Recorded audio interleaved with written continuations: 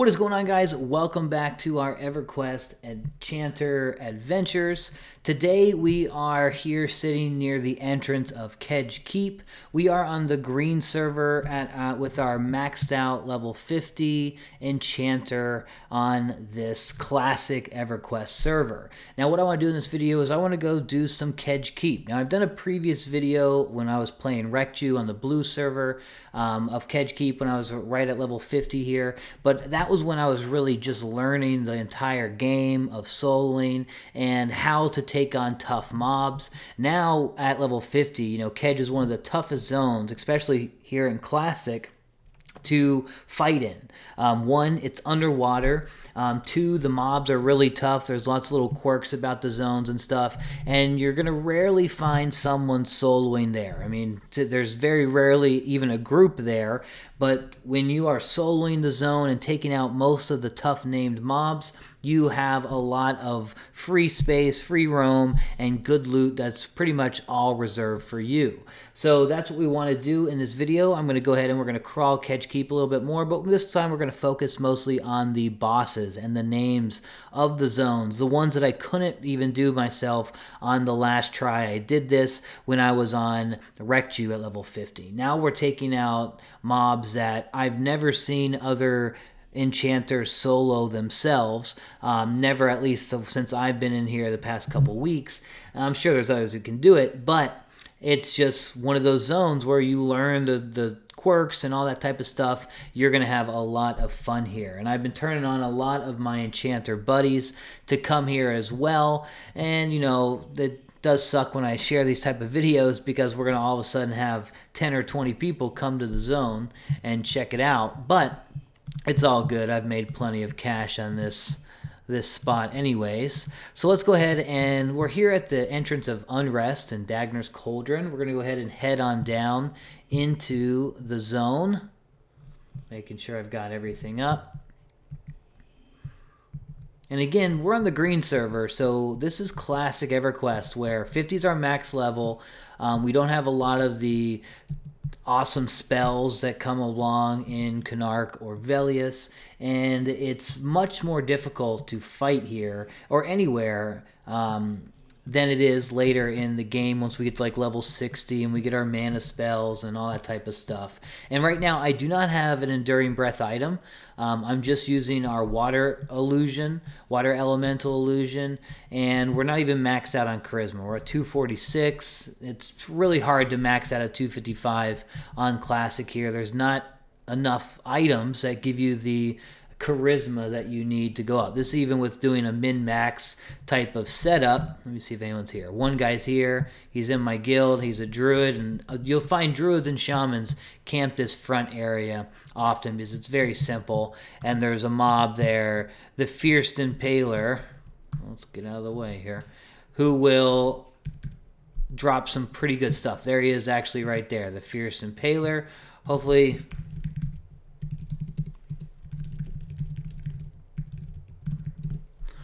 he's okay. Can give him a hand if he needs, guilty and all. But what I want to do is I want to go through the zone here. I'm going to show you all the camps. So this camp right here, I'll show you in a little later section of this video how to break it, how to deal with it. Very simple. The opening front entrance mobs here, they're like level 35 or such. The Fierce Impaler, who's the named right there, he's level 42, I believe, and he can drop a Dark Sea Harpoon, which sells very well to shamans for a good like 4,000 platinum, or he'll drop the, what is it, the Gloomwater Harpoon, which is a rogue best in slot dagger that goes for, you know, 500 to 1,000 platinum. So nothing huge, but he is a good easy camp to do. I'll let him kill this guy so that we're going to have aggro if we invis up and move out. So we got a lot of named mobs. One, the Fierce Impaler, always a good one.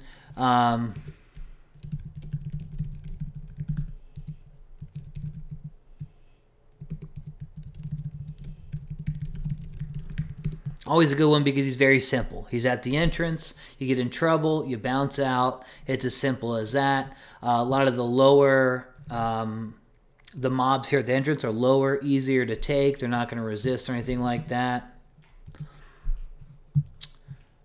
But once we get a little bit deeper, it's going to get much more tough. Let me get my clarity up, and then we'll start to crawl.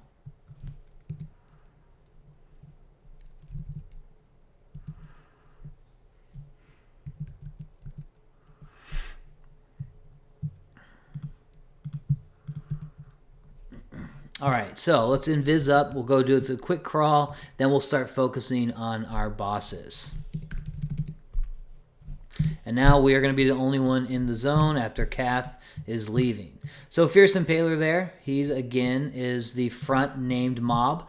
Now there's 7 mobs that spawn here in the entrance area. You can see the entrance room here. The Lancers are the low ones. We're going to have 2 that spawn up top. Looks like he killed one of them. There's one right there. 2 will spawn in the middle. One's been killed. 2 will spawn on the bottom. Lancer, one's been killed. And then the 7th mob is the named or the placeholder. It'll either be a Fierce Impaler, a Pierced Impaler, or something like that. It's a different name. All the others are going to be Lancer, Swordfish, lower level, and then the PH, the placeholder, or the name's going to pop over there. And so what I do, and I'll show you this a little bit later, is I just go and I calm all the mobs in the room except for the named or the placeholder. I go ahead and I pet the placeholder or the named and have him go and kill all the other mobs. If it's the Fierce, then he can kill everything in the room and still have probably 20 or 30% hit points left. From there, I break pet, charm, and I kill him off, get my loot. If it's one of the others, the placeholders, they'll be green, sometimes blue, and I'll just have him fight like 3 or 4 of these at a time, let them kill him as quick as possible, zone out, zone back in. I'm not worried about any kills or any experience since it's just placeholders. Now I like to have my note box up. And these are all our kind of main mobs that I go for. And when I kill something, I put my spawn time, and we move forward. So we have Fierce Impaler. He literally just killed it. We'll say 737. So at 737 would be 59. We're going to have the next respawns here. So I'm just going to have my respawns going. Now next off, we can head down. This is our opening room again. We're going to head straight down. And we have 2 different corridors we can go into. The south wing, which gets us to the main kind of areas I usually go. And then over here, I believe, yeah, the east. Down all the way to the bottom of this tunnel is going to be where Cauldron Bubble can spawn. Now, he's on a 6-hour respawn timer.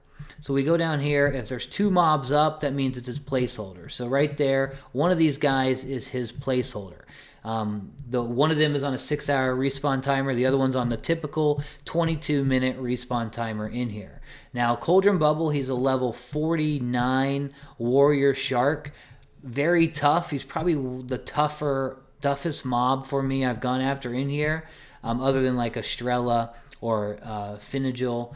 But we do solo him, and like I said, he's on a 6-hour respawn timer and can drop either a Gloom or a Sharkbone Hammer, which sells for about 2,000 platinum, or the Hammerhead Helm, which sells for about 10 to 15,000 platinum.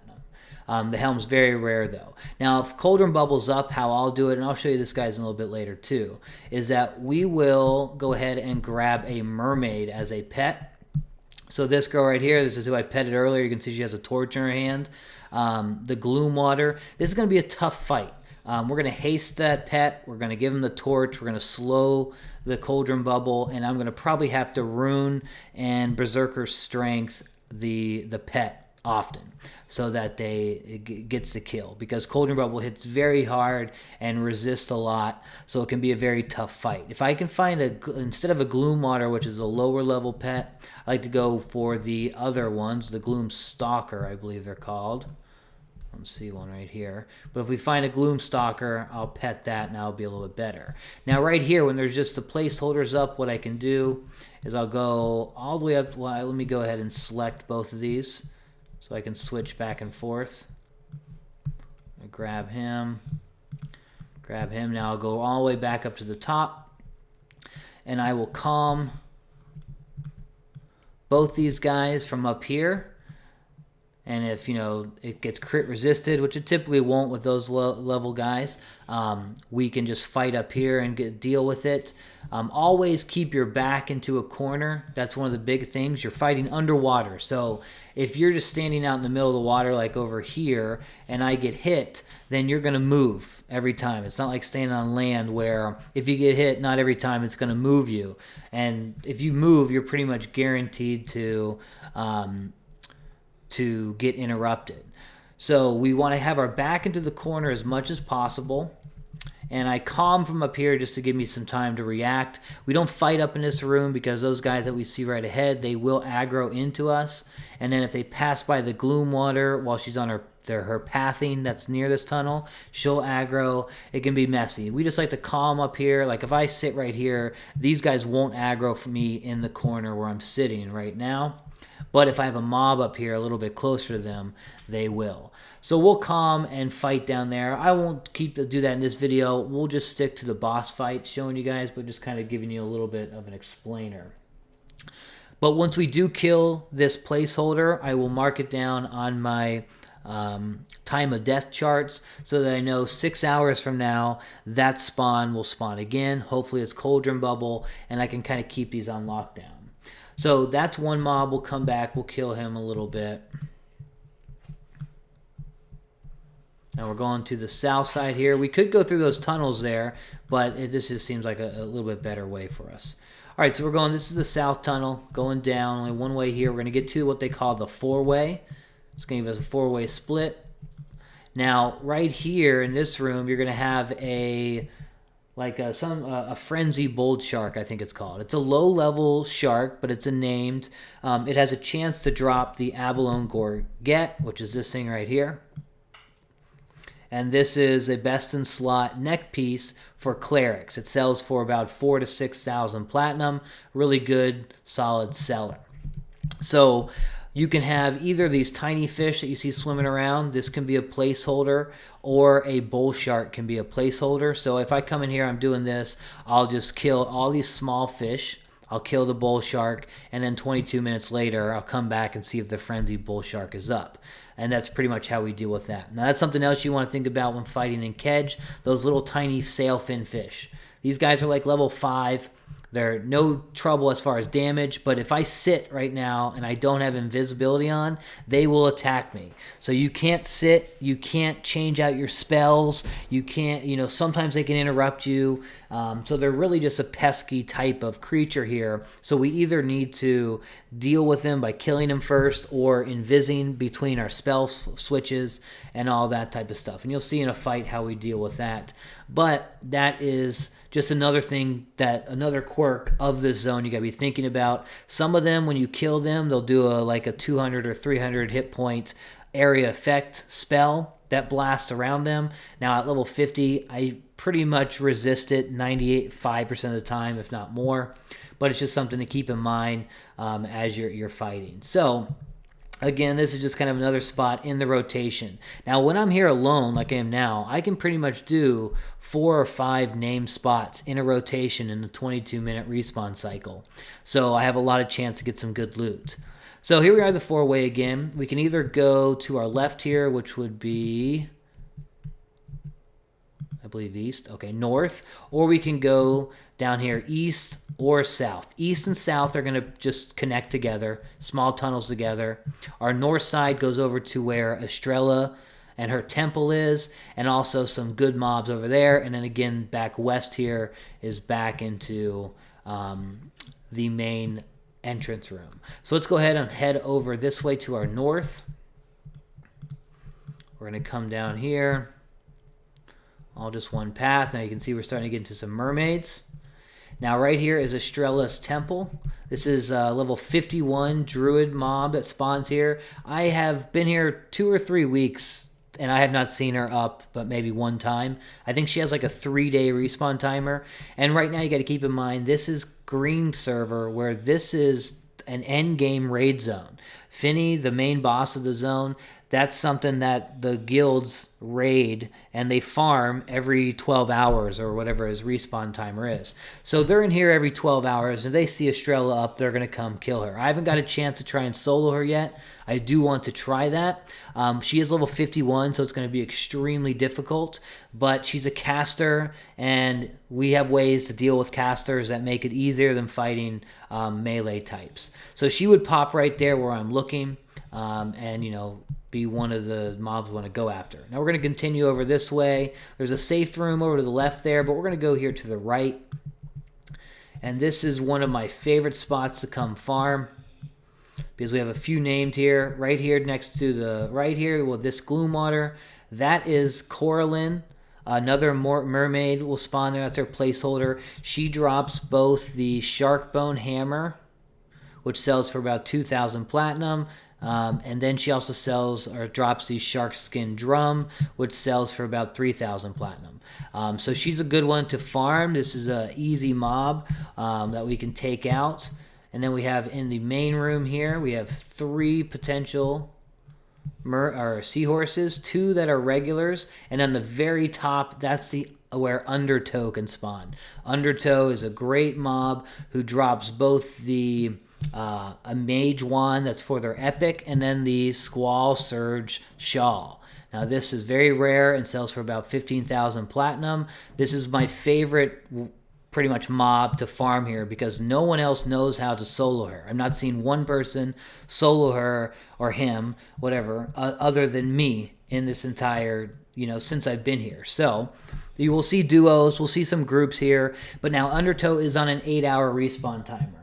We have an hour and a half until he or his placeholder will spawn. So that's nothing to worry about. We'll come back and do a video then.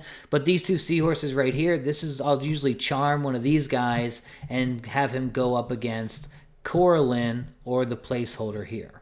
Now we can go back into the side here. This is the Seahorse Caves. I avoid this spot very often because seahorses are a serious pain.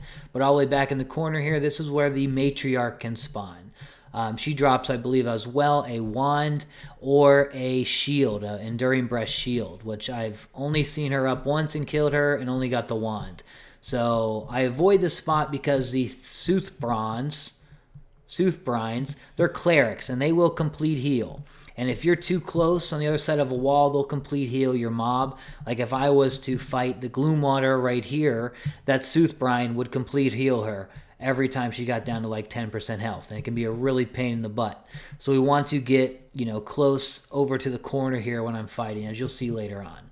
Now, another thing to think about with this room is there's these damn piranhas up in the ceiling. That's another quirk of Kedge is the Z-axis. You often won't look up and you won't realize what is here attacking that can attack you. These guys are a little bit lower, but they are a pain in the butt and they will swarm quick and kill you. So that's something to think about. So you'll see all these fights going in the future once we get a little bit, some names popping. So we're going to head back over into the 4-way. And nothing here sees invisible other than Estrella. So you can pretty much move around. And if you're in the temple there and she's up, just hug the wall on the left and you'll be able to keep your distance from her. Now we're back in the 4-way. Again, we can go either here or there, south or east. And they're going to connect together. As you're going to see, there's the tunnel from the south side. Now we have straight ahead here or down below and over. This is CauldronBoil's room. CauldronBoil is another 49, level 49 shark, much like CauldronBubble. He drops kind of crappy gear. So I don't even fight in this room or deal with him or mess with him at all. There's 4 spawns in here. CauldronBoil's pH is not up right now. You can see 3 sharks right now. And in the back room, you'll see a mermaid back there and a goblin prisoner. Nothing to worry about. But if the pH is up, you can kill them. And then same thing as CauldronBubble, 6-hour respawn timer. All right, so now we're heading back towards Finny's room through this tunnel up. And this is the Frenzied shark room. So we have 3 sharks that spawn here. The one that spawns on the left side of the grate that I'm looking at right ahead, that is the Frenzied shark spawn. He drops either the shark tooth here, which is pretty much vendor trash, or the abalone gorget. Again, 4 to 6,000 platinum. Really great, easy item to sell. So this is a spot I will typically farm and keep in my rotation. And we go straight ahead here. We're getting down into the Patriarch room. We have 2 seahorses down here. One of them is a placeholder for the Patriarch. It's usually the Soothbrine. The Patriarch's another very tough mob. I believe level 47 wizard. Undertow back there is level 49 wizard. Very tough mob. That's why no one solos him. But the Patriarch's another one that very few people will solo, but it has a chance to drop either another kind of crappy wand or the Seahorse Scale Cloak, which sells for about 4,000 to 5,000 platinum.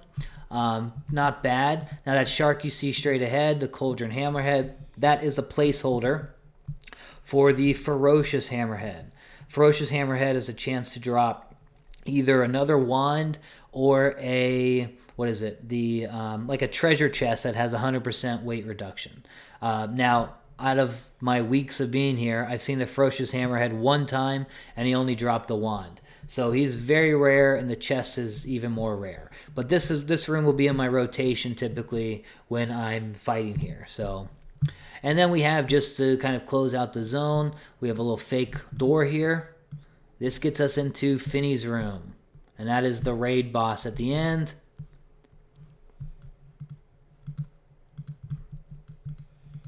Get these grates open. Now these guys will see invis. The swirl spine down there, and then they have guardians way down, and all the way down in the hole down there is where Finny will spawn. These guys are really tough, so we're not soloing here at all. They're very resistant, level 51s. They complete heal, hard to break. It's a raid spot, so we just kind of avoid that. But everything else in the zone is pretty much free game. We'll see how Estrella is once I see her pop and I give it a shot. I feel like I can do it, but it's going to be tough. So what I'm going to do is I'm going to go ahead and do a rotation here with all the names not upped, and then hopefully we get some names up, and I'll just add to the video with all the named mob fights. So, where should I start? I'm going to go ahead and start in Coralyn's room. We'll get back over there.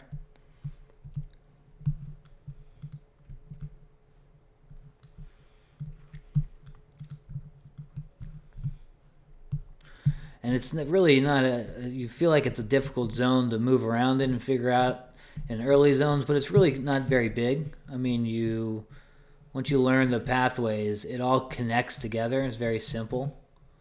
So again, this is the entrance area. If I go up, we're back at the entrance room. We've got how much time? 6 minutes till the fierce Impaler spawn might pop. We're going to go ahead and try and get a kill here. Let me go ahead and kill Cauldron Bubble's placeholder. So we got the Hammerhead and another Hammerhead. Again, we're going to go up.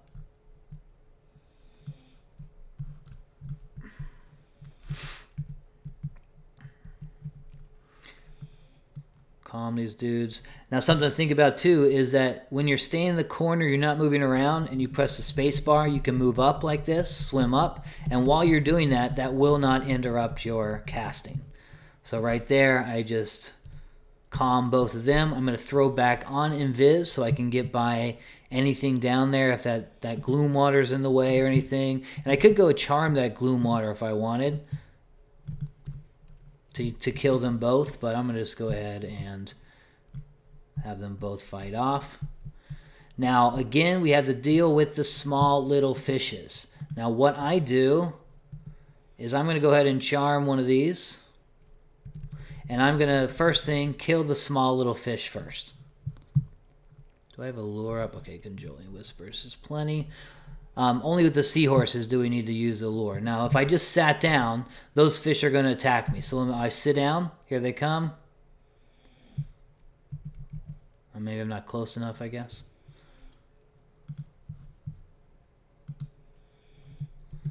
So I'm going to kill that one. I think there's 2 down here. Yeah.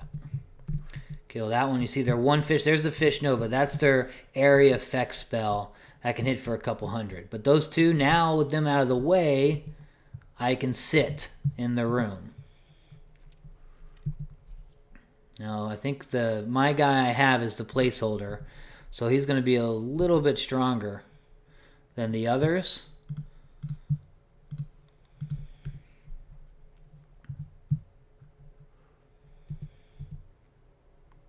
When's our response? We have 59. Right after this fight, we can go see if the Fierce Impaler pop back up. Now, there's not much room to move in this room. So when we break our pet or whatever, we're going to probably take a shot or 2. So we want to have Rune up or Berserker Strength or any of our damage absorptions. It's going to probably take 1 or 2 blasts too.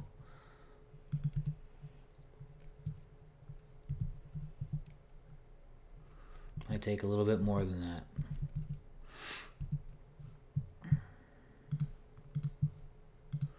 Just get everything ready.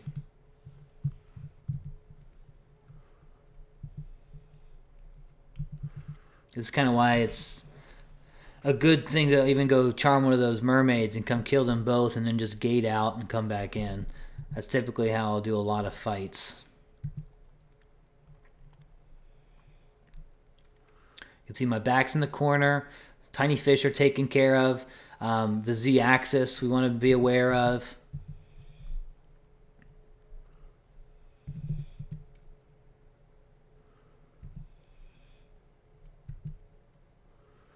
%. I think my blast will take down about 14% of his life. So it's going to be 3 shots probably.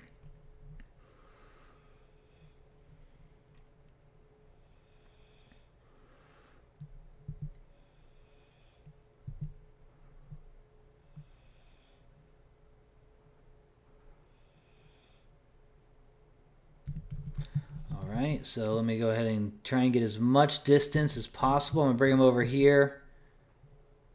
I'm going to put him on guard.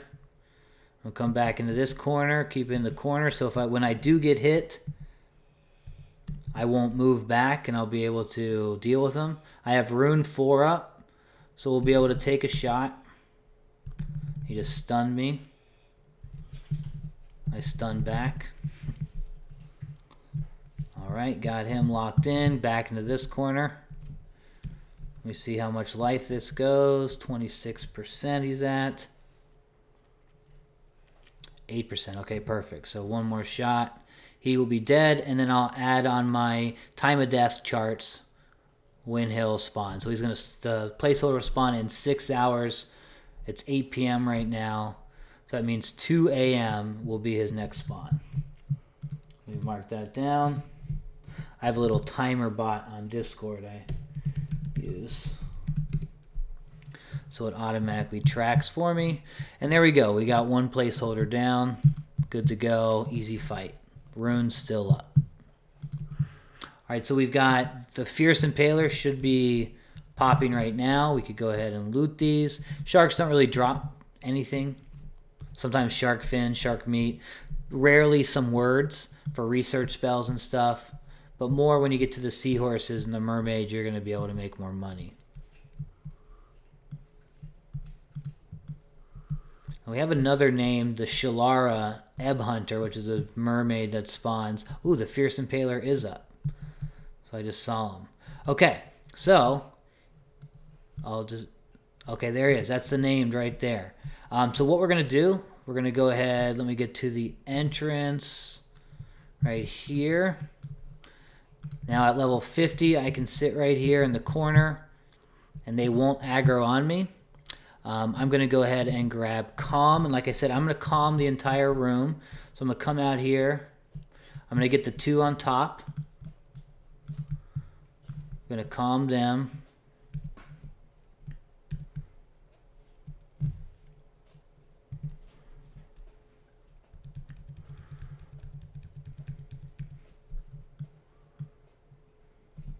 I'm going to throw back Invis, which I can see the 2 in the middle right here, actually, so I don't have to Invis yet. I'm going to go ahead and calm the 2 in the middle.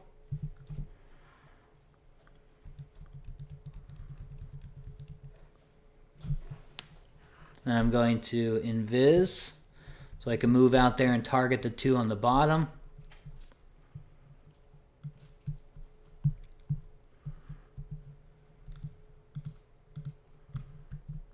And there's my Fierce Impaler, which I'm going to pet right after this. So all 6 of the mobs are calmed in the room. And the number 7, the named, we pet and we deal with. So I'm going to go ahead. I probably don't need to invis. I can get a good spot without it, but just to get my correct spot. So there we go.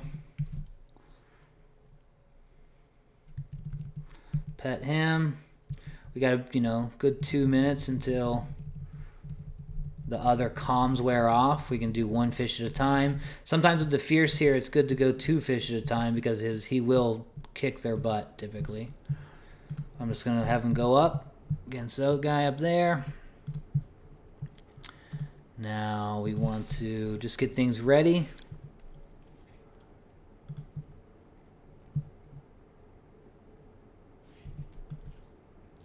I like to, root the guys we're fighting. He's at a bad angle there. It's okay, though. He's going to kick that guy's butt pretty quick, probably. And I sit back and med. Let him do his thing. 1 down. The Impaler's a little bit higher than the others in here. I've noticed when the name spawns, then one of the others will be a Impaler or Piercer. When typically all 6 are Lancer, Swordfish, and then the 1 will be the placeholder. But you can still see he's just pretty much whooping that guy's butt.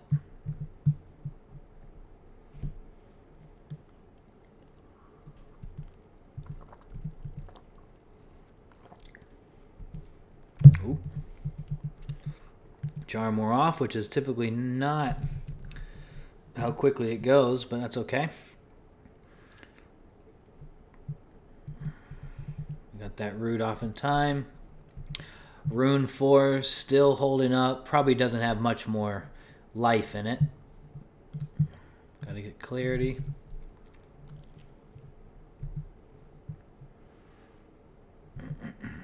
This is I usually like to keep the Impaler, if he's up with the Fierce Impaler, last, just because he's going to be the toughest mob and is knocking down our guy a little quicker than I want, but it's okay.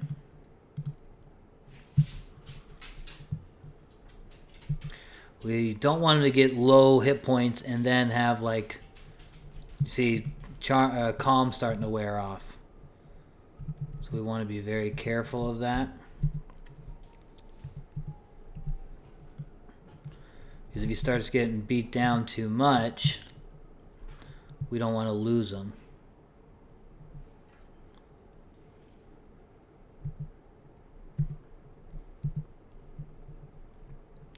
Now the land swordfish he'll pretty much destroy, though.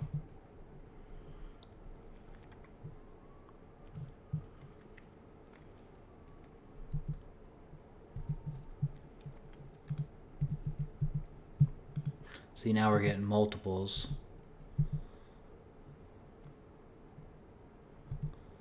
If he gets a third, oh shoot. See, now we're starting to get too many. I just wanted to fight one at a time. So I area effect mez those guys.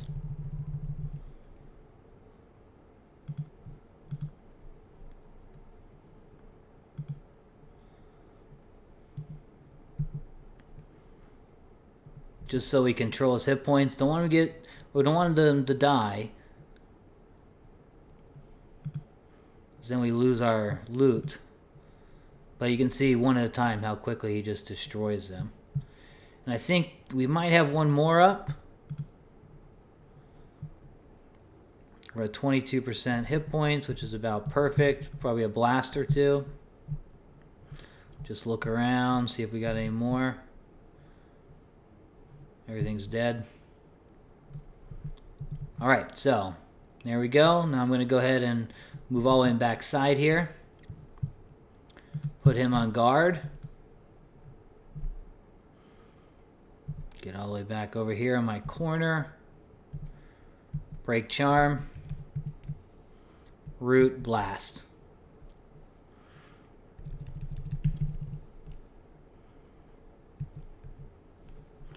See how much life that does. 22. I don't think it'll take him all the way down. So 12% that does. So he has a pretty good amount of hit points. One more Blast.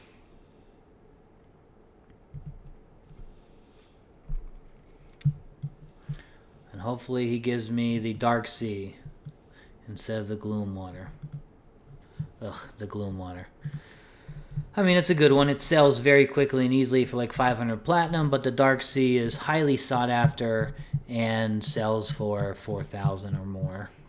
All right, so there is one of their names down. The front entrance mob, simple stuff.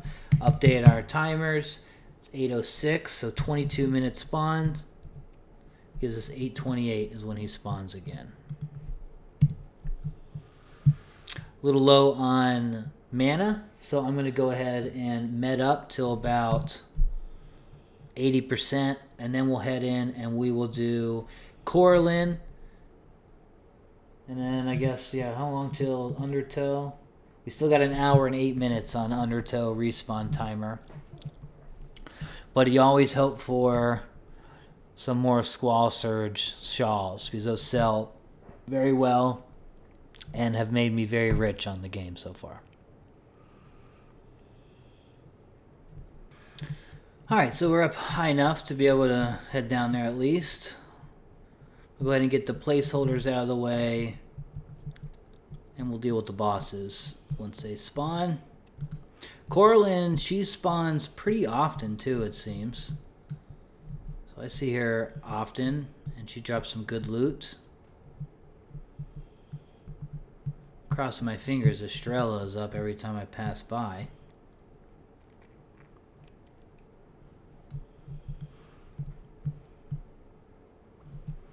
Not up.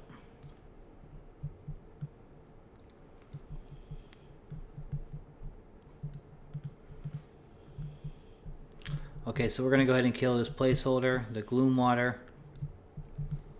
Now we're going to grab one of the seahorses here as the pet. We'll target both so I can switch between them over here. Now again, this room is very tricky because you got the small fish, you got the piranhas, you got the seahorses next door that are just a complete pain in the butt. So right now, anytime I'm medding or sitting, I will stay in Viz. So I'm going to go ahead and calm both these seahorses. Now, sometimes they're a little bit higher level too, so I have to use a lure. So we're just going to use a lure just in case.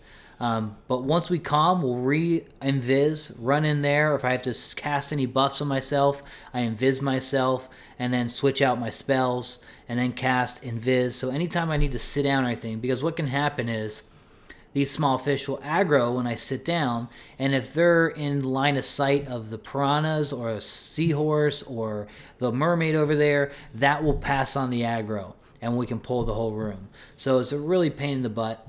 Now when we pull and stuff, we go fight, we got to be very careful not to come too far in this room. You don't want to aggro these piranhas. Sometimes it will happen, but you know, we try not to. Biggest trick here, or problem, is if they crit resist your calms, you're going to pull them in. These same seahorses we're about to charm, it's what I'll use against Undertow as well.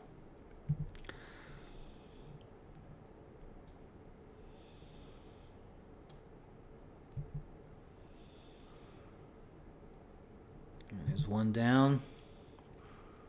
If they get calmed quickly without a lot of resist, typically tells me that they're probably a lower level than typical. So these guys probably could be, we could use Conjuring Whispers, but you can see I got them both calmed. I re-invis. That's way I can run out here without aggroing those piranhas, and then I can sit in this back corner and none of those small fish come into this room.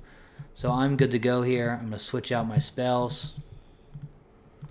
We're going to use a slow. If I'm fighting Undertow or the higher level guys, I will haste the crap out of my pet and sometimes even give him torches and stuff like that. But in this case, we just need to pet him. This is just a placeholder, and Coralyn's, you know, not too big of a trouble either.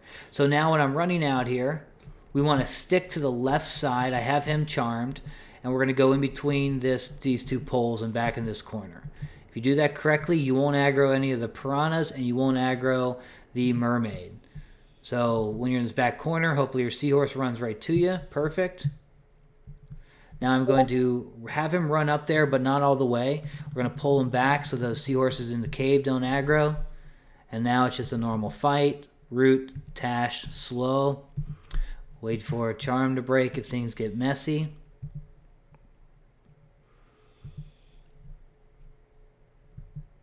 You can definitely tell this seahorse is lower level because, I mean, he's getting his butt kicked right now. But with that slow on, it should even out. Now, remember, do not sit during this fight. Typically, we'd be sitting, but we got all these little fish that will aggro hella enemies in the room.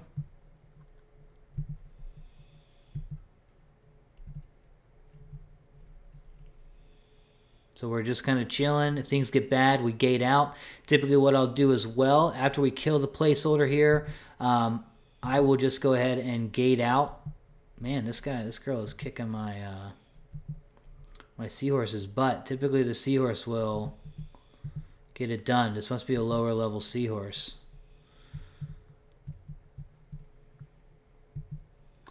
I wish I had a DD up or a rune up.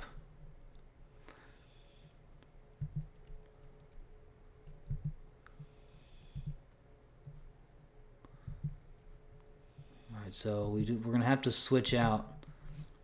I should maybe haste my guy.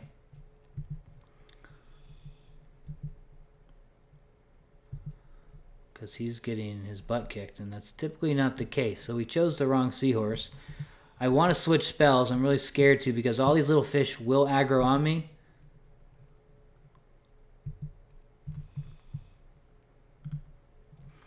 Alright, I have rune up so I can get something off real quick. Let's see if we got any misses. If misses start happening. Alright, I'm going to haste my pet. Hopefully that'll do the job enough here. 14%.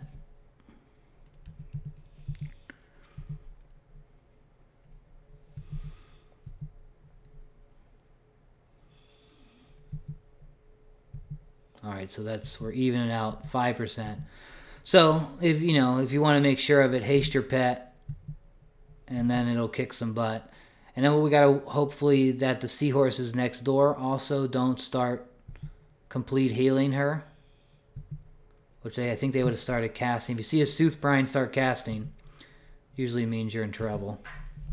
Look at the difference that haste made. That guy's whooping that butt. Alright, so I'm going to go ahead and loot her. We got 22 minutes till the spawn happens again. We got some words and an amulet. I'm going to gate out.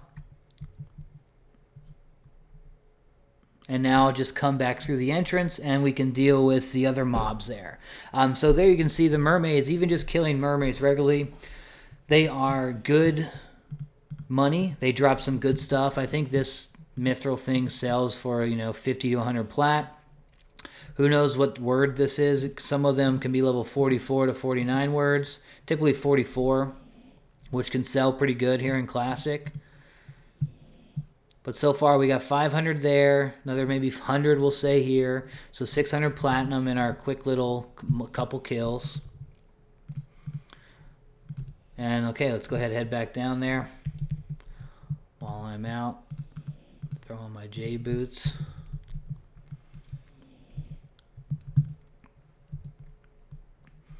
Hop on down. Hopefully Undertow spawns for me in this session just so I can record and show you guys without having to wait days for it. Sometimes you'll get lucky and get 2 or 3 spawns in a row, even though it's every 8-hour spawn. That's pretty cool. And sometimes you'll just get placeholders for a day or two.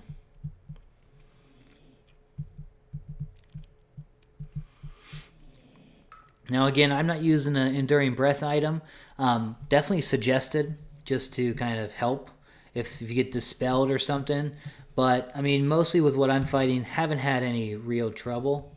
Okay, what's my timers there? We're going to say it was 8:15. So at 8, 37. We get Coralyn. And the note box, it's weird how if you have to click out of it to be able to move. Alright, so let's go ahead and head to our next mobs.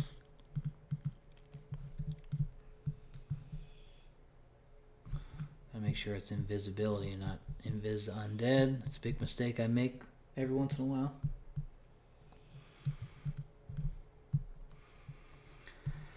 Alright, oh, what's up, buddy? You ain't gonna like this. I'm taking all the mobs here. Alright, so we could do CauldronBoil, but like I said, the loot kind of sucks. Not worth my time. And CauldronBoil, CauldronBubble are pretty much the toughest fights I've found in the zone. So here we have the Frenzied Shark. We have one that will be blue almost every time, and that is going to be the placeholder. Sometimes we have two are blue, like you see here, and then the third one will always be green at level 50. So I selected both the blues. Coming over here, we're going to calm the room. So I'm coming down this corner. It's where I have no line of sight. There's nothing here other than tiny fish, so don't sit. But we're going to go ahead and calm and keep an eye out if we do get resisted.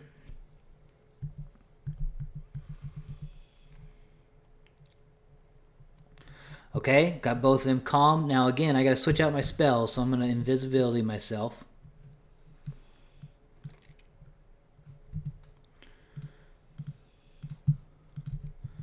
I'm going to calm that last one,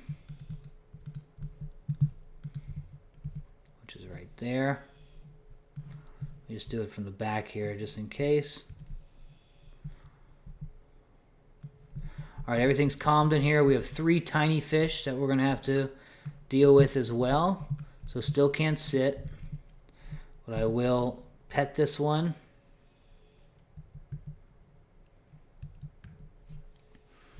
And then I'll have him go after the tiny fish, the green shark, and then the other shark. Now the cauldron sharks here that are blue, they are really good pets to go against the names in the other rooms and stuff. They hit hard. They do very well, hasted, so just something to keep in mind.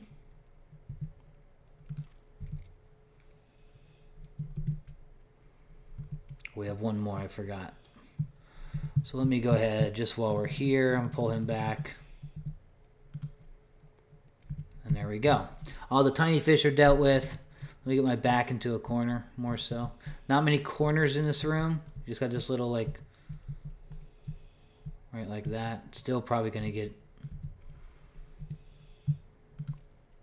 interrupted. So he'll kill the green really quick. He is probably the lower one, so I'm going to have to slow the next one. Because typically if you get the higher, the placeholder, he'll kill the green no problem at all.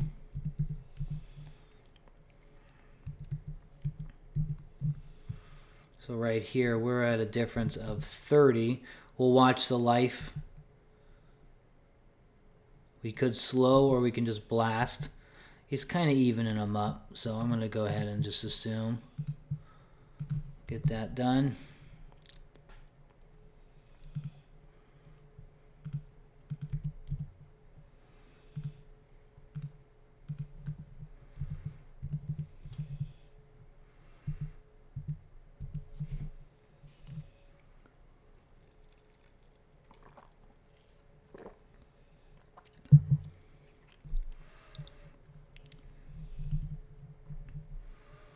Alright, we're losing buffs.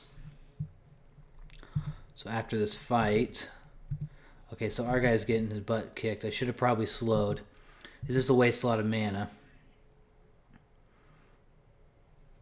Does 14%.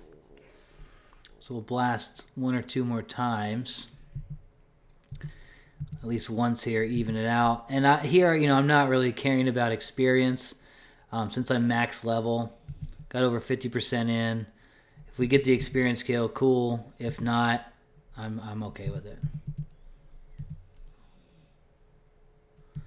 So he broke like right in time. So it's probably going to take 2 shots here.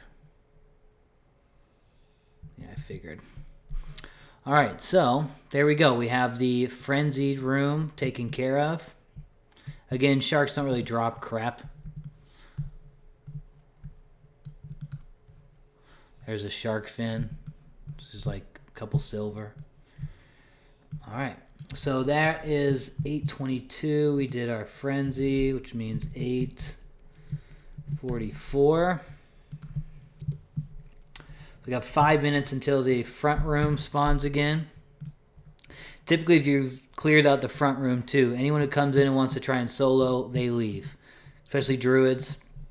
No one can really solo the zone like an enchanter. You got some mages and stuff, but they get in trouble if it's more than one mob. Like this room here, a necro and an enchanter typically is going to be fighting here. Haven't seen any druids try it themselves. The Undertow, never seen anyone else solo him other than me. Cauldron Bubble, I've seen a few people try and die. I've seen them try and do it, and they do it very incorrectly. So that's why they die, but I've seen duos do that often. Patriarch, I've seen another Enchanter do the Patriarch and do this side of the room. So it's mostly what's going to be camped is just going to be that front area, and everything else is going to be wide open for us.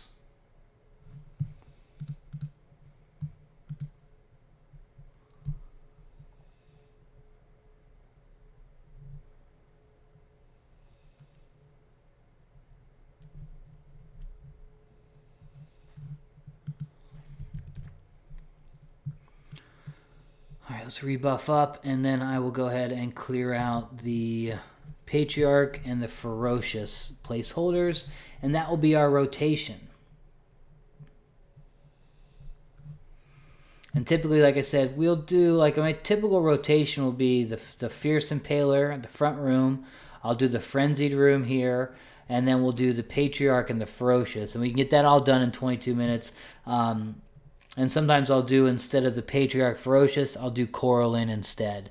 I like Coralyn a little bit better. She seems to be a little bit better loot as far as what you can sell. Any of these mobs that drop the wands, they kind of suck because it's no drop typically, and it's for only one class, and they are kind of dumb. No one really wants them, other than if they are for their epic quest, like the Mage wand that drops from Undertow.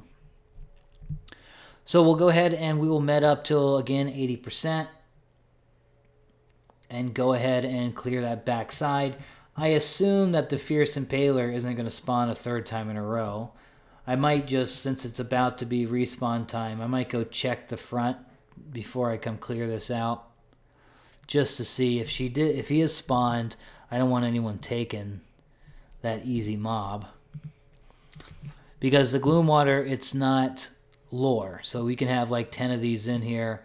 The Dark Sea Harpoon is lore, so if we get that, I pretty much stop camping the front mob and we just farm the back. So let me go check the front real quick just in case. Oh, I'm not invis either. That would have been bad. Sometimes I'll accidentally cast Invis to Undead instead of Invisibility, and those are typically the way I die here. That, and if you have crit resist on your calms and a whole room comes at you, that can get nasty very quickly.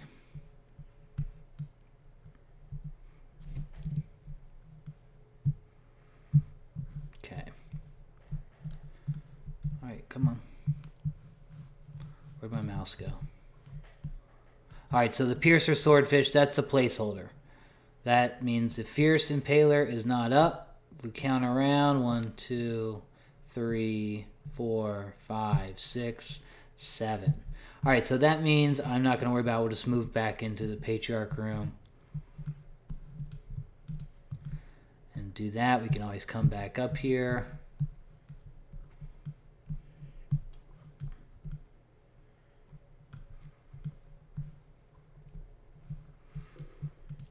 move over to Coralyn right after this. Hopefully she'll be up.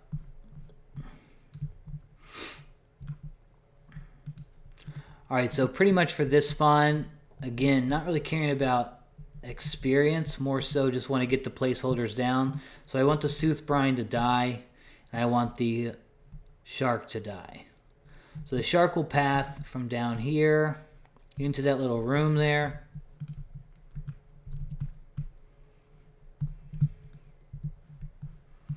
So if I'm quick here, I can calm this dude. Shit. He's probably going to get here and aggro me. That's exactly what I thought was going to happen. Cross your fingers. Nothing aggros.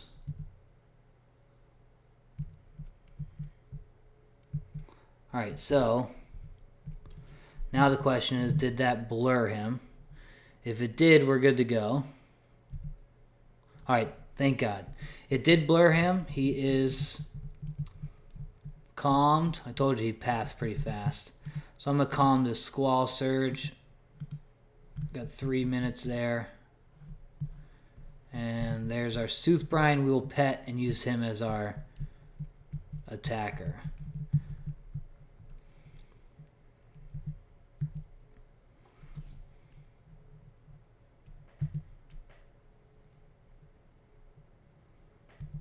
All my buffs are dropping.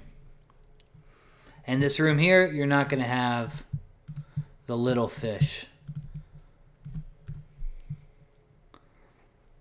So I'm going to grab again that Soothbrine after I get clarity back up. And we'll kill the shark first. I typically like to fight them back here. Let me actually get this up. So that the fish aren't a problem.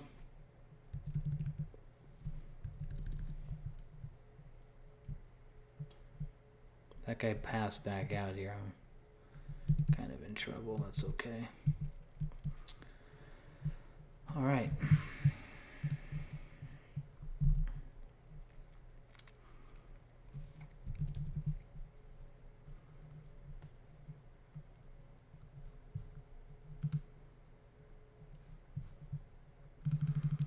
And sometimes they cast, and I don't want them to.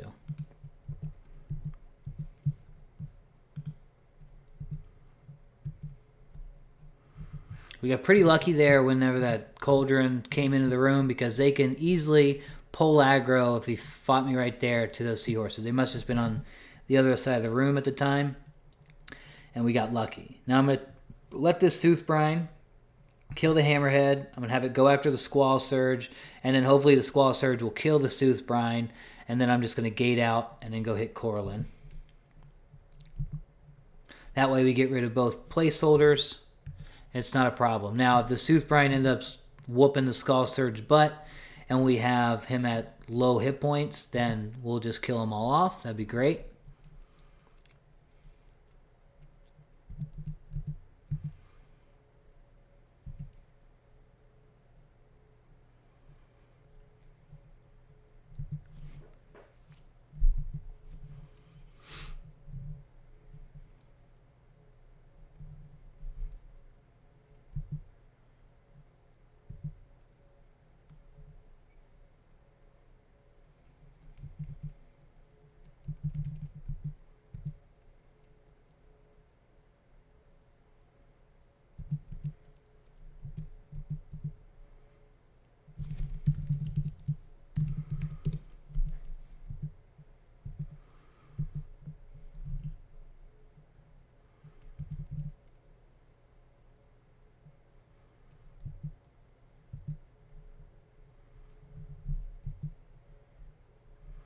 Like I said, the Soothbrine, they're clerics. The Squall Surges are, I believe, wizards. Then you'll also have Spine Reef Seahorses, which are rangers. They're pretty much... I hate the Spine Reef more than any of them. There we go. Calm wore off at the perfect time there. So our guy is pretty low. I'm going to go ahead and slow the enemy here. And And then hopefully they at least get close.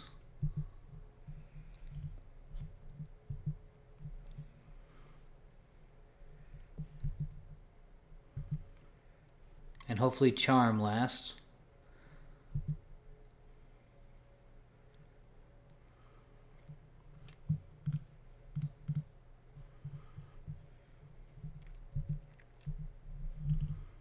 I mean, without the blast, the Squall Surge doesn't do much damage. 1% there. I mean, most important is that we want that Soothbrine to die. I probably shouldn't have slowed the Squall Surge. So we need that Soothbrine probably around like 20% to just make it a much easier finish for us, because we're going to have to, at this point, blast them down.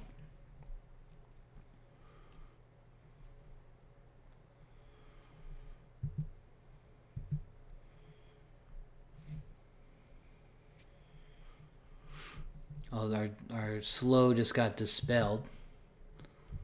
That's something also, the seahorses, they will dispel as well as the mermaids, so they can take off your buffs, they can break the charms, all that good stuff. All right, we're getting pretty close.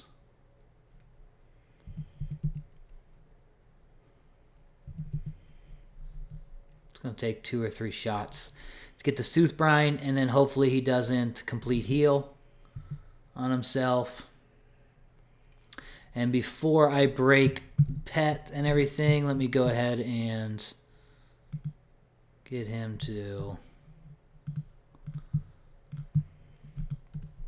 kill those little fish. See what we got here.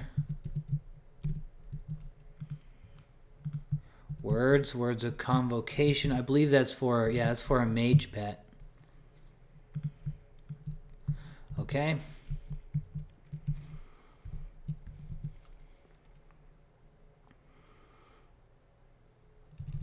I can't wait for the Goblin Gazugi. Oh, my thing didn't get off, did it?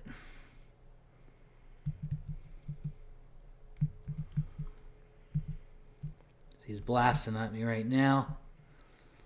I got a stun off though. Let's see how much this does. 5%. Hopefully Anarchy does the trick. Man, it might not actually. Okay, good. There we go. So that room is clear. Nothing there.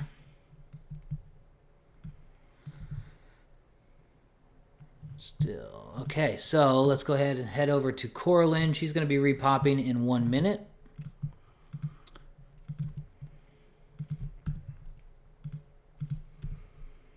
And for this one, we've got Patriarch. We just did that. It's going to be 9:08. Hammerhead is around probably 9:05, 3 minutes before. Oh, God. Always forget I got to click out of there. Jesus.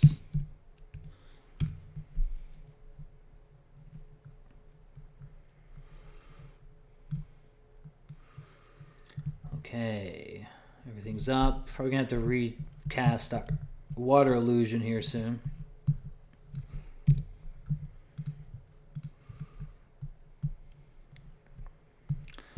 When's this guy respawn? Frenzied, 8:44, so 7 minutes. But you can see we pretty much did the entire zone there. All the big names, big money names for sure.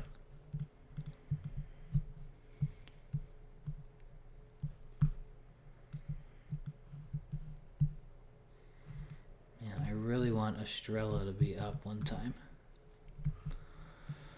Alright, so, and you'll usually see him casting too, if your guy is up.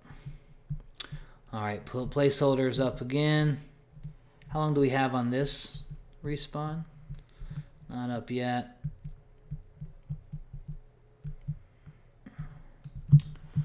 Okay, so, let me see my time of death. Timers. 36 minutes on Undertow respawned. What I'm going to do is, that is pretty much our rotation. Now for the rest of the video, I'll cut back to when I have an actual named pop, and we'll go through the individual fights on each of the names that I take out when I farm here, show you guys exactly my tactics, and allow you to have a little bit of the fun like I am. Make this zone a little bit more crowded than it is. So yeah, I'll catch up back with you guys when we get those names pops, and we will have a little bit of fun. Alright guys, so we have Undertow has popped here. You can see him all the way up there. What we're going to do, we're going to go ahead and give this a shot. So again, Undertow is a level 49 wizard. Pretty tough. Probably the toughest one we'll fight in our list. So we're going to grab one of these seahorses as a pet.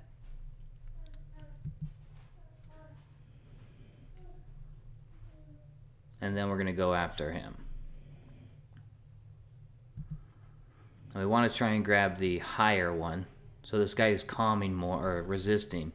We're going to assume that he is the higher level.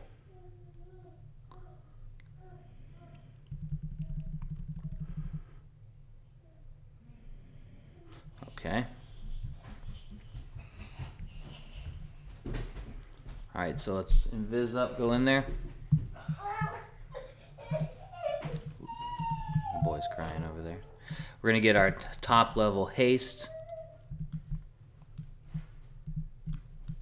Now we can pull and mez everything down below without aggroing Undertow all the way up there. So I'm going to go ahead and grab this guy. We got 3 minutes until our calm wears off. So mid-fight, we're going to have to recalm the other seahorse. And now the thing is, Undertow, he's a 49 wizard who can blast the crap out of our pet. So what we need to do is we're going to have to mez him every time we see him cast.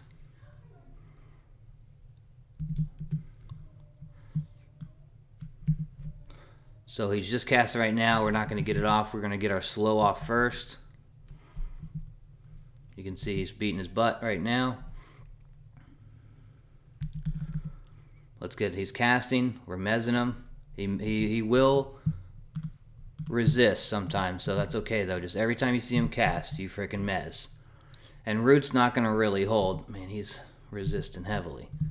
Oh, see that blast right there? Just destroyed our pet. That's okay though. Now if Charm breaks, we're pretty much dead. 20% difference. I usually try and throw a torch to my pet as well, but I am out of torches right now. Even it up a little bit. If we have to, we can use runes. At about 60%, I'll go ahead and start.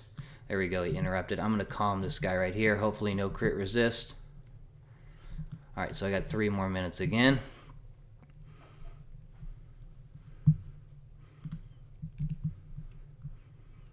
Get another mez, interrupts him. I'm going to grab my runes. I don't have time to talk right now, bro.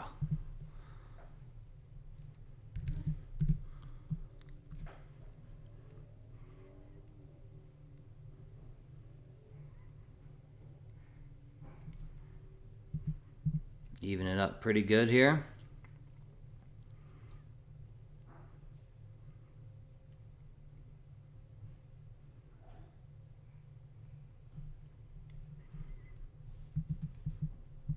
Seahorse is starting to win.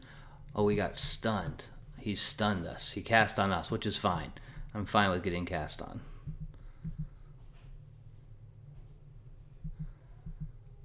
As long as Charm holds out here, we will win this. I kind of hate when our guy casts. Okay, he resisted. He says, oh, yeah, good. He got interrupted by our own guy. Come on, baby. He still got it. Now, Shift Lift Deeds has dropped. This is getting much more even than I want it to be.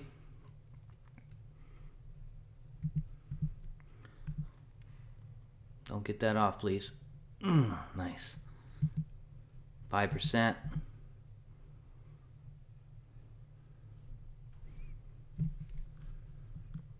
Got him.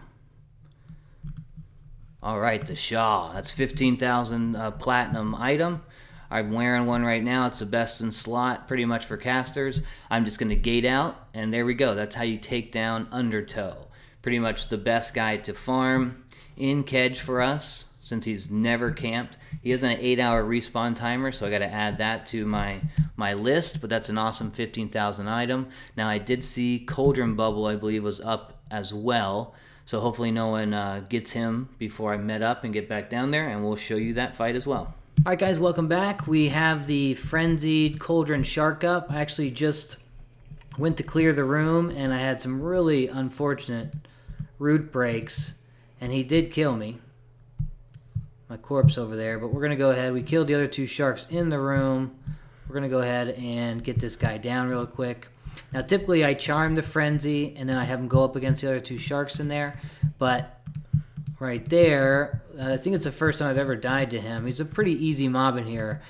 He hits hard, though, as all the sharks do, and he resisted 2 of my blasts, and he broke roots within just a few seconds. So we had just really bad luck there.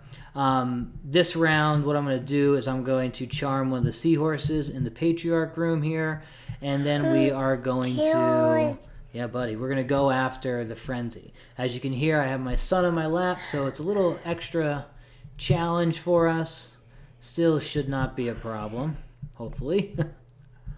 All right, so I'm going to grab the Spine Reef as my pet. They seem to do the biggest amount of damage. They're rangers. Let's just hope no crit resist on the comms. Man, that's 2. I don't have any rune up or anything either, so it's going to be bad news. Sit back, big guy. We're almost there. Let's do this. We'll be done in a second. Get the Squall Surge here.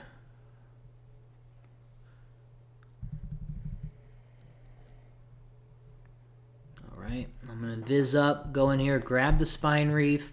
I could haste him, make things a little bit faster, but I'm just going to go with a slow, considering I'm starting at less than 60% mana. So it's not like I'm sitting on a ton of mana or anything here.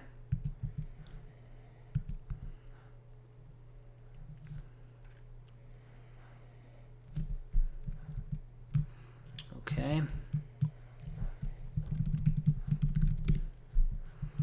Target the Frenzy. The /target command is one of your best friends when you're soloing with a pet, so keep that in mind. You can just do a small short phrase of the guy's name and be able to target him. Alright, no aggro, please. Thank you. Alright, so the Spine Reef probably going to beat him down pretty easily without anything, but we're going to go ahead and... Maybe not. Frenzy's kind of... I think the Frenzy's level 45, and all the sharks are just warriors. Try and give myself some distance here. If Charm doesn't break, it'll be a very easy fight. If it does break, then we should be able to keep it under control. I'm going to throw a rune on. All I really want is enough to be able to gate out. Right after we finish this fight, we'll gate out. Cauldron Bubble's respawn timer is coming shortly. So right after this fight, I'll gate out, med up, and then we will go see if Cauldron Bubble's up.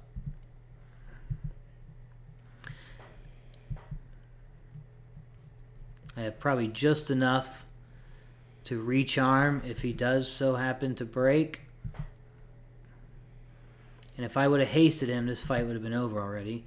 Now this guy, again, can drop the abalone here, or a shark's tooth. We want the abalone. That sells for 4K. It's a best in slot neck piece for clerics. I've pretty much saturated the market, though, since I've been farming here the past few weeks. They've been hard to sell lately. Alright, easy peasy. And just a dumb shark's tooth. That I give away to low-level casters. It's a good little dagger for them. Alright, so I'm going to gate out, and then we're going to go hit the Cauldron Bubble, see if he's up.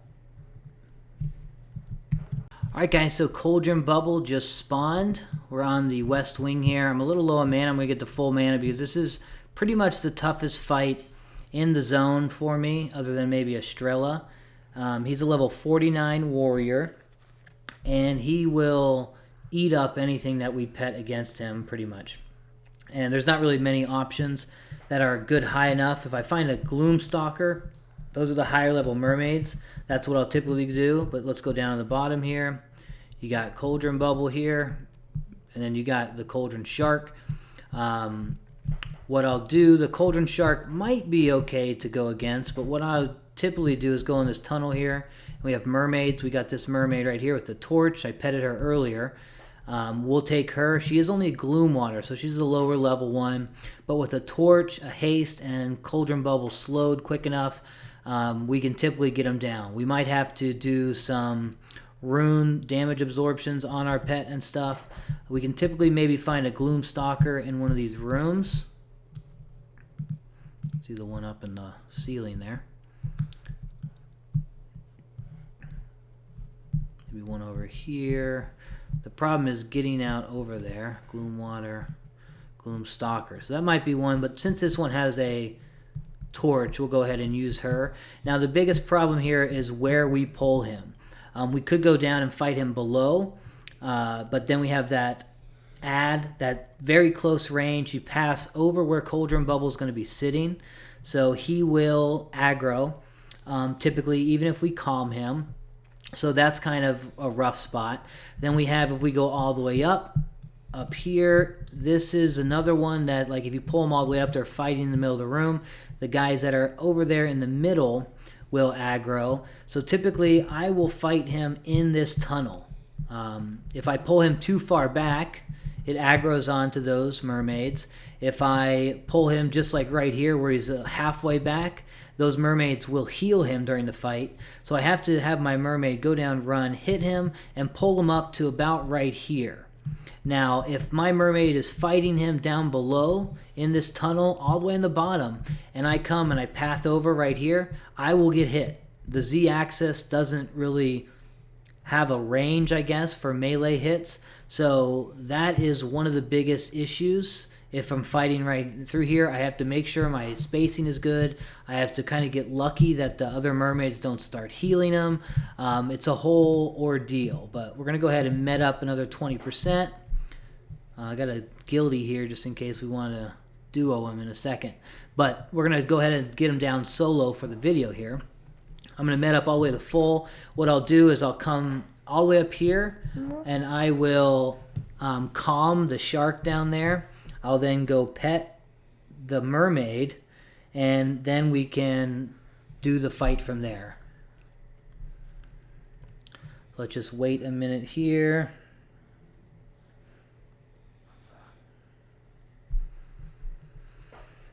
And I typically in this fight with the Gloomwater, I'll be able to kill him with only like a couple percentage of hit points. And that's with we'll use like runes to really damage absorb. We'll use rune 3 so that we're not wasting our paradots, which cost like 10 to 11 platinum each. This guy does drop a shark bone hammer, which sells for 2,000, or a hammerhead helm, which sells for about 10 to 15,000, I believe. So very good, but still. Okay, so let's go ahead and get this fight started. Cross your fingers, Gavin here doesn't get crazy. Okay, please don't aggro.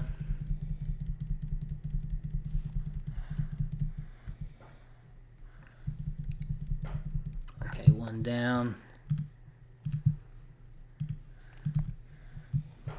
I'm going to wait just a minute here and try and get my mana up. Looks like it's going pretty quick. Invis up. We're going to go grab this mermaid.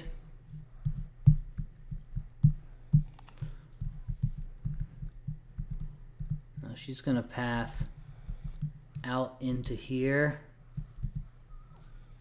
With the torch, she's going to triple hit pretty much.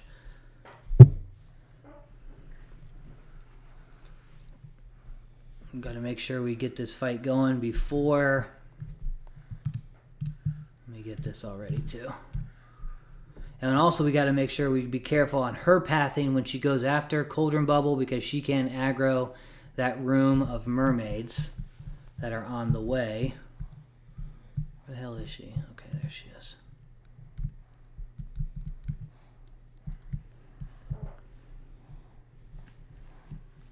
Pretty much just going to wait for her path back. She'll go right here, and then she'll go into the corner to my left. And that's probably my best bet.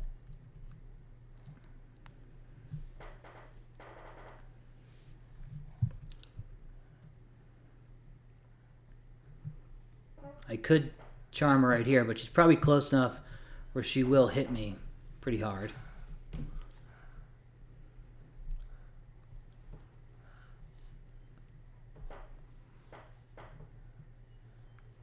We're running out of time on our calm too, so this lady better hurry up. Oh my gosh, where are you going? Wrong way. Oh, we probably got like a minute left on calm, maybe a minute, yeah, a minute I think. So let's hopefully this goes quickly.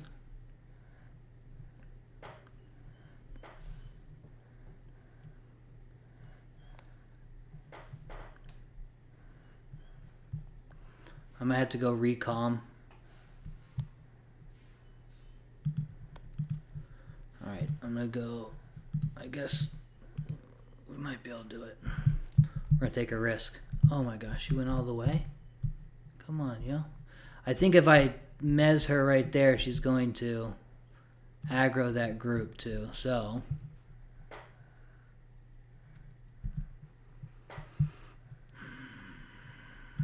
So I'm going to go ahead and get this back up. We'll recalm the cauldron after I charm the Gloomwater.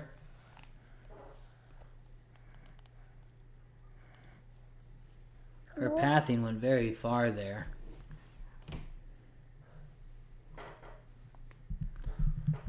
Man, she's doing weird pathing right now. There we go. Okay, so... Got to hit off, that's okay though. Charm her. Haste her. Now we want to get our big slow. I don't think I've actually fought Cauldron Bubble since I've gotten Shiftless Deeds, which is the big slow. Come on, I'm stuck. Alright, now again, don't attack yet. Let's wait till she paths over. Hold on, buddy. Alright, we're going to calm him.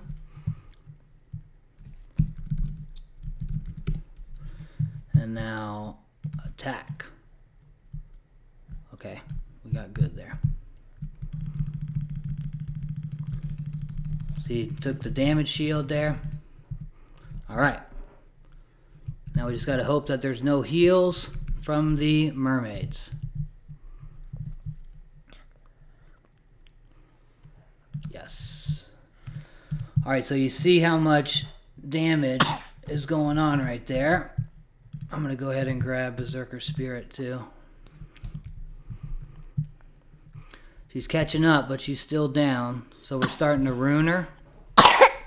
And then just got to cross your fingers that... Alright, we got him. He's down below. With the new slow, it's definitely doing a little bit better. But if they start healing and stuff, then we definitely are in trouble. And if charm breaks, we're pretty much screwed. just take the L and move on. I mean, when they cast, it's cool, but typically it's not really helping us very much. I'd rather just have a warrior damage dealer than a caster. We're definitely doing much better with the new slow. And then we're just really paying attention, hopefully. Yeah, buddy. Cross your fingers, bear. Hopefully no heals start to go down. We're going to probably also see our slow drop. My little guy's ready to take a nap on me right now. We'll gate out of here as well. Oh no, they are healing him. You can see Cauldron Bubble feels much better. That's not good. At least it's only small heals. And she's doing pretty good as DPSing them. No. Yeah, buddy. Here you go. Sit right here. We're almost done. And then we'll go up. We'll go play. Alright, so there we go. As long as they don't break here, we got them. Boom. Just a dumb hammer, though. That's alright, though. Got a few people looking for that. I'll go ahead and gate out here, and that is us. That's Cauldron Bubble. Pretty much the toughest fight for us in the zone. I mean, Undertow is definitely probably the toughest mob other than Estrella, but that is the toughest fight because we can deal with Undertow pretty easily with our mesmerization and stuff. Alright, guys, so we're back in Kedge here. We do have Estrella, the kind of, not the big boss of the zone, but the toughest one that we're going to try and attempt to solo. Level 51 druid. I don't know if I'll be able to get her down or not, and you can see her room. It's just completely covered with mobs. We do have Shalara up over here, which that's what I'm going to pet and use to fight her. I don't have any torches, so we will see how that goes. I have my little one on my lap right now too, so again, the extra difficulty here. This is going to be pretty tough. I mean, I did this one attempt and we evac'd out. Our charm broke often on Shalara, which was not good, but it's okay. Let's go ahead and get these two down here. Now, if I'm standing in this back corner,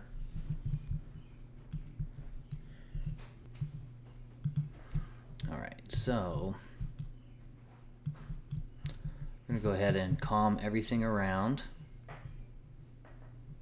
We have a limited amount of time here. We got a guild in here too going after Finny. So hopefully they don't get to her before I do. Hopefully I have enough mana to do this type of pull too. This is going to be really tough. I will not lie.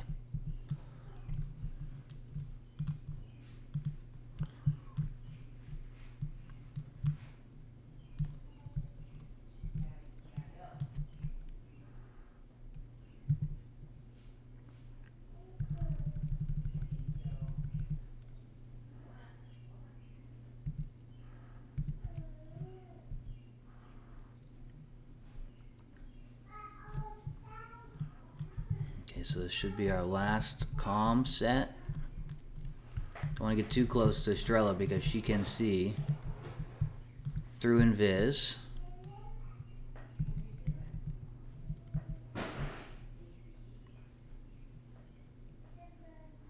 And please no crit resist. One more to go. I'm going to pull her with a nullify magic or whatever removes the magic from her. That way we can get, she has like a damage shields on and stuff like that. And then we're just really crossing our fingers that the charm lasts. We're going to do pretty much the fight much like we do Undertow and the Patriarch, where we're going to mez her every time she starts to cast, and then actually where to fight her is trouble. I'm going to probably pull into this hallway I'm in right now.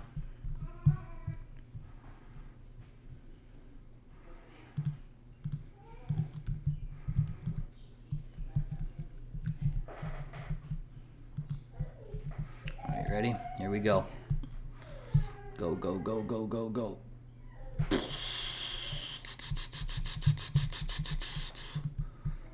I'm getting hit. Don't want to fight there. That's a bad spot. Alright, so there we go. Let's do this.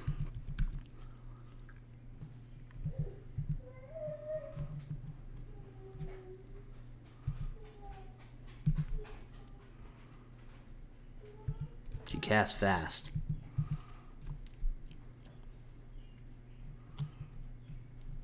Alright, we got her slowed. Let's get our runes up.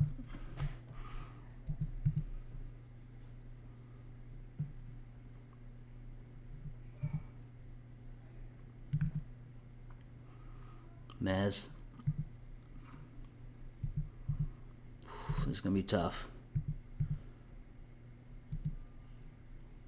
And hopefully the other mermaids don't start healing her. It's close. As long as charm don't break, we might get it.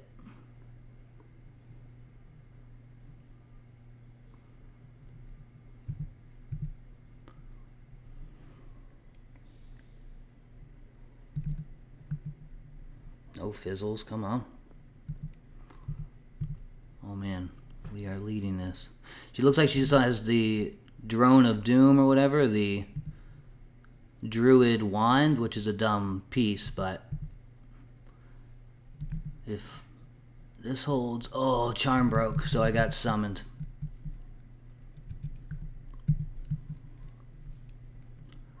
Alright, we're group mezzing. Oh, she resisted. So we're probably going to die right here. Oh, that was the wrong one.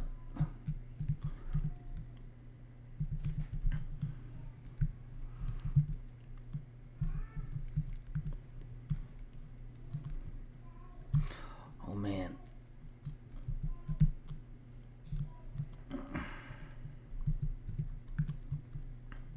We somehow got that back together.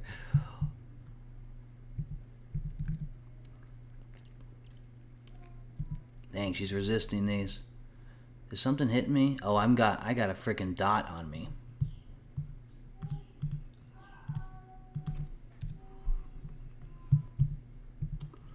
You are winning the fight. That dot is heavy duty too. Look at that. Please wear off. Oh, I got low hit points aggro. Oh, so close, guys. We had it. We had it. All right, good attempt. We got to make sure we don't get dotted. The charm break there in between, that's what got us. But we see now that we can solo Estrella. That was my first attempt. I guess second attempt, but the first one we didn't really get an attempt. We just charm broke as soon as I pulled, so that was messy. But right there, that's really honestly a really good sign right there as far as getting them down. It's going to take a little bit of luck, definitely, and I believe, oh, I don't have my bags. I am out of paradots, so we're going to need those for sure with our runes. It looks like we don't have to rune our pet though. We're going to be able to, if we use Shalara, we'll be able to get Estrella down. We just got to really cross our fingers that the charm holds. We might try with a Gloomwater or a Gloomstalker. They're going to be a little bit lower level, so our charm will hold longer. But overall, good sign that we can solo this girl. What's going on, guys? We are back in Kedge, and last I checked, I had to go do some work and stuff. But last I was in here, I saw CauldronBoil up. Uh-oh. Invis is dropping. CauldronBoil is the same as CauldronBubble, other than he's in just a different room, and it's a little bit tougher to fight him. They're both level 49 warriors. I typically stay away from CauldronBoil. He drops kind of crappy loot. He drops some gauntlets that sell for maybe 500 plat, if that, and then a sword that sells for maybe 1,000, maybe 2,000 plat. But in this room right here is CauldronBoil's room. You can see him right down there. The problem with this is that there's really nothing to charm against him. I did an attempt. I took the Cauldron Shark. Cauldron Sharks are a little bit higher than the Cauldron Hammerheads.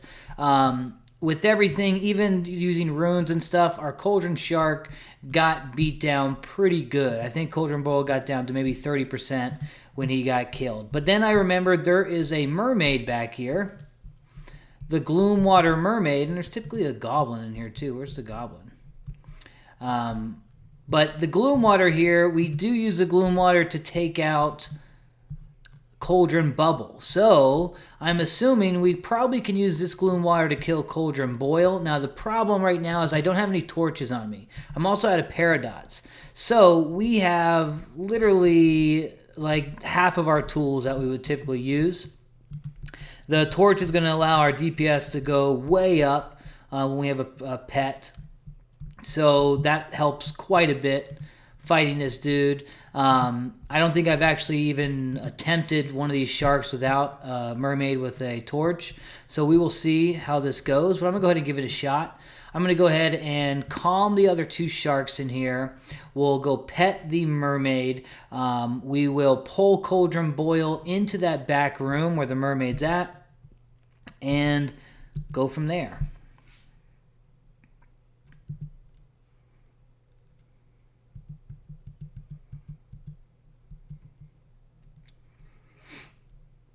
Okay.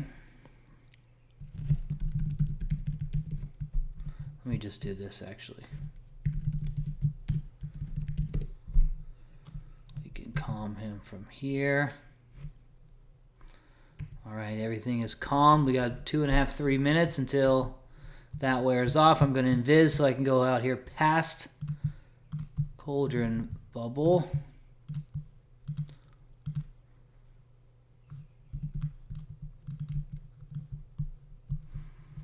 I've also always had trouble where to fight him.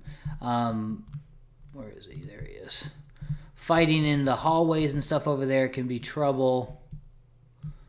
Always get attacked by the little fish. Looks like we have one little fish in here. I think I'll be okay right here.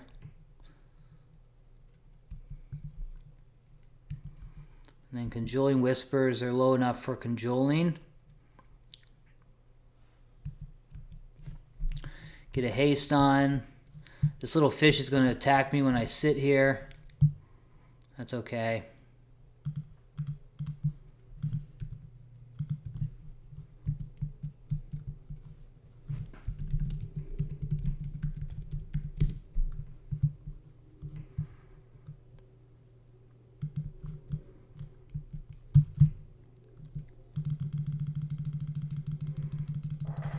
Get him all the way back here.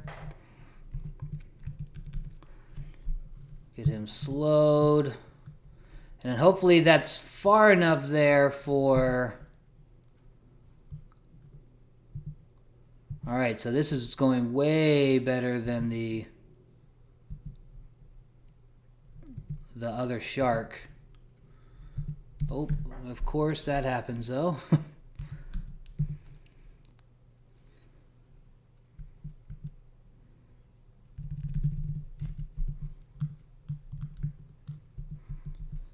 Hopefully that picked up a little bit. Come on. There we go.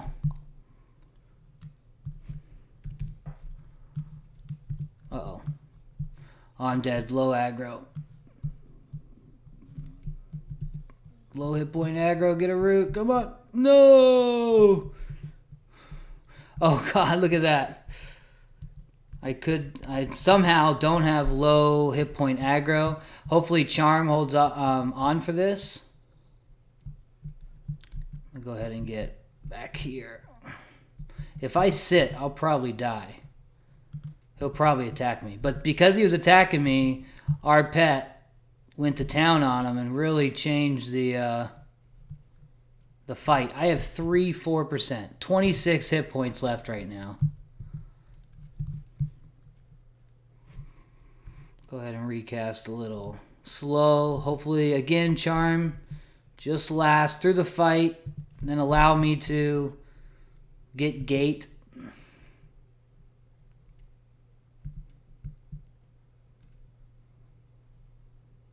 I'm definitely afraid if to sit will root him here. At least to get gate up.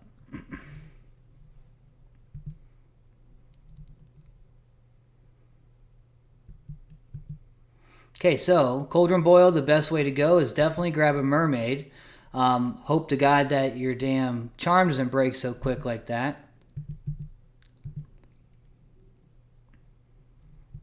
But as long as this holds, it's going to be pretty easy. Or lucky. Alright, got him. Alright, let's see. Alright, we got at least we got the cutlass, the shark jaw cutlass, which is the better one.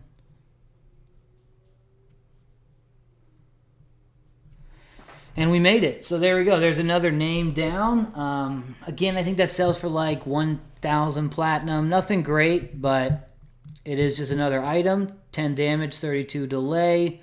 You know, nothing special. And that's typically why I avoid CauldronBoil there. That's definitely the best way to go. Grab that mermaid, pull him to that back room. Every other time I fought him in the hallway. And that can get really messy, very close quarters. We got very lucky there that our pet grabbed aggro, even though we had very low hit points at the end. But we did get him down, and just another name down on the record there. What's going on, guys? We've got Coralyn, Kelpmaiden here, just popped for us. We're going to go ahead and take her down. We're right next to the Undertow spawn. Excuse me if I have an echo in the room, too. I'm moving into a new place right now, so all the furniture has been moved out of this house. So we got a little bit of an echo as I'm sitting here. That's all good, though. All right, we're going to grab one of these Spine Reef Seahorses. They do very good against her. And she's not a very difficult fight. I mean, I'm not going to have to interrupt her cast and stuff with mezzes. I could, but I'm going to just haste my pet, slow her, and then manage the fight like that. Man, I would love for a calm to connect here.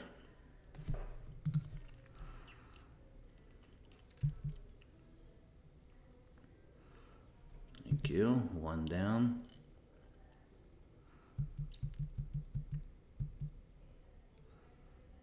Two down.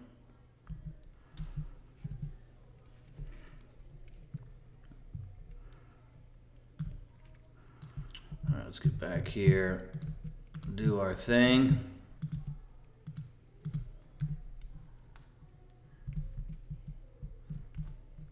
We just want to make sure they're not stacked on top of each other. There's one pathing route where they both stack right on top of each other, where it's close enough to where if I mez one, it will aggro the other, even if in calm. That's when we first went and selected them there before calming them. That was when they were stacked on top of each other. And that's the only time I've ever had any issue right here. And it's not even an issue, it just aggroes the one and you gotta deal with them.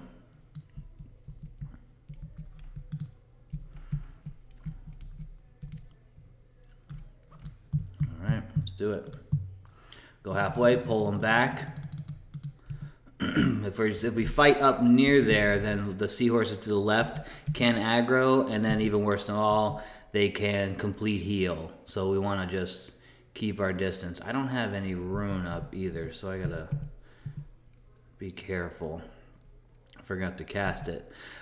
She's pretty easy. She will break root quite often. I think she's level 45, maybe 47. I think she's easier even than Shalara. Oh, and she just stunned me. Shalara seems to have a lot of hit points. She drops kind of crap. She drops a no-drop mask and a Gloomwater arrow for rangers, so it's not really worth our time. So I usually avoid her unless I have a monk friend who needs her or something. But every time I've sold her since I've been playing on Charmview, she's much tougher than I remember. Coralyn here is a lot simpler. The only problem is this room. This room is the difficult part with the piranhas up in the ceiling holes there, and the seahorses to our left. But other than that, this is a very easy fight, as you can see going down. As soon as I kill her, I'll loot her and I'll gate out, and then we can just go. And I think we have only one more named mob to hit after this. Coralyn drops either a shark bone hammer like Cauldron Bubble, or right there you go, 2,000 platinum, or the shark skin drum, which I have one already, sells for 3,000 plat. So you can see, very simple fight. Thank you, Seahorse. And now let's go ahead and get our Patriarch to spawn, and that'll be our last one of the zone. What's up, guys? We're back here in Kedge. We have our last named mob up that we want to take on this video, and it is the Seahorse Patriarch. You can see him right there. We are in the room. This is a fake door right here, or a secret door going into the Finny, the boss of the zone. So what we have is we have 2 seahorses will spawn here. We have this Cauldron Hammerhead. He's actually a placeholder for the Ferocious Hammerhead, which is a very rare shark, and he rarely drops a 100% weight reduction chest. Out of my weeks of farming here, I've not seen the Ferocious but one time, and he just dropped a wand or something.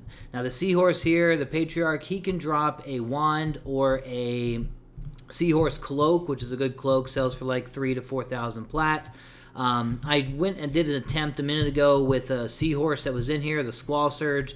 The Squall Surge got his butt kicked, and that was only because I was also killing this room up here where the Frenzy spawns, and this is where I will typically pet and grab our charm pet. Now they have respawned, so I'm going to be able to grab them, and we want to find a blue con one. So the one right here, that's the placeholder for the Frenzied. So what I can do is I'm going to go ahead and calm the other sharks in here, grab him, calm the others on the other room, and then we are going to pull that Patriarch. Now the Patriarch is a wizard, so we're going to play him just like we would the Undertow spawn. By every time he casts, we are going to mesmerize him because he will blast down our pet quickly. And as you can probably hear, I have my little son here on my lap, so we are adding that little extra level of difficulty here as he plays with his lips. Blah, blah, blah, blah, blah. Alright, let's go ahead and grab him. Now he is low enough where we can use a Cajoling Whispers. I'm having a little bit of lag here, it seems like, too, which stinks, but, you know, it's okay. We're going to grab throw a Swift like the wind on him. Now, since we killed one of the seahorses in the way, we just need to calm the shark that's down here.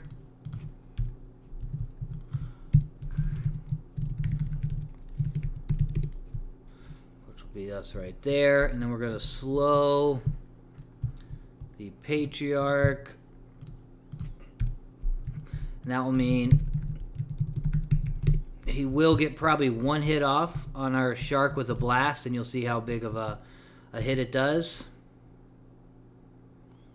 Okay, got him back.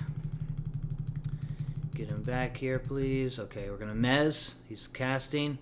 Oh, he got it off anyways. Let's get that slow off if we can. Oh.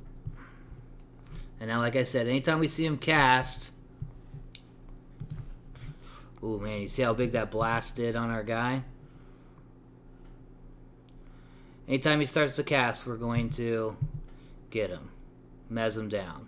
So it's starting to even up a little bit. Our shark, they are warriors, so they're, you know, just a little bit better to pet. Man, that hits so fast. And I had the wrong guy targeted anyways. As soon as you see it, pop it. Try and root him down here. Might have to throw some runes up on our shark.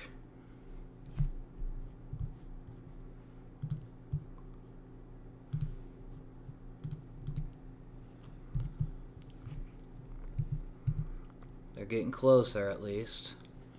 You could just kind of spam the mez too on these guys. You have to. fizzled. He's gonna get a blast off. Ooh, still got him. Oh man. Shouldn't have cast the root there. Alright, just got it. What are you making a dog sound? Oof, oof. Come on, as long as charm doesn't break here, we should be fine.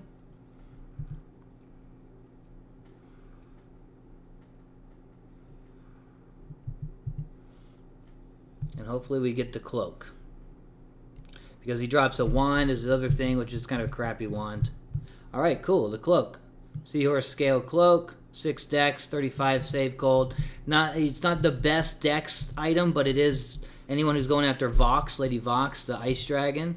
That's a great little piece to have for bards. And it sells for like 3,000 or 4,000 plat, so a good little pickup there.